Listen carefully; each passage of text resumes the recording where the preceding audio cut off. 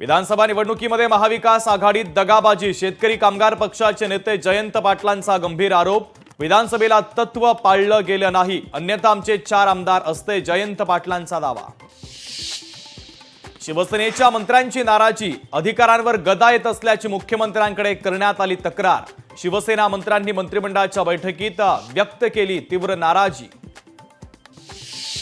त्रिवेणी संगमावर मध्यरात्रीपासून स्नानासाठी गर्दी, माघ पौर्णिमेच्या मुहूर्तावर प्रयागराजमध्ये भाविकांचा संगम, 50 लाखांपेक्षा जास्त भाविकांनी केलं पवित्र स्नान।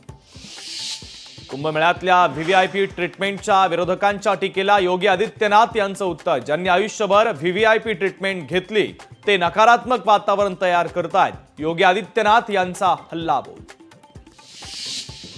मुंबई उपनगरातील वाढत्या वीज मागणीचा प्रश्न आता सुटणार, अदानी समूहाच्या अतिरिक्त वीज पुरवठा करणाऱ्या विद्युत वाहिनी प्रकल्पाला अखेर हिरवा कंदील। पीओपी गणेश मूर्ती विसर्जनाच्या वादावर मंत्रिमंडळात महत्त्वाची चर्चा, आशिष शेलार यांच्यासह काही मंत्र्यांची नाराजी, पुन्हा सर्वोच्च न्यायालयामध्ये जाण्याचा निर्णय।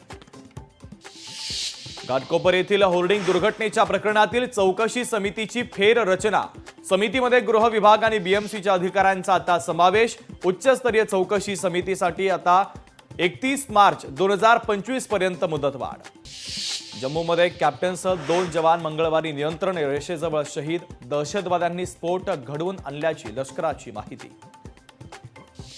केंद्रीय गृह मंत्रालयाची मोठी सायबर कारवाई, राष्ट्रीय सुरक्षेसाठी 805 मोबाईल ॲप्लिकेशन आणि 3266 वेबसाईट करण्यात आल्या बंद।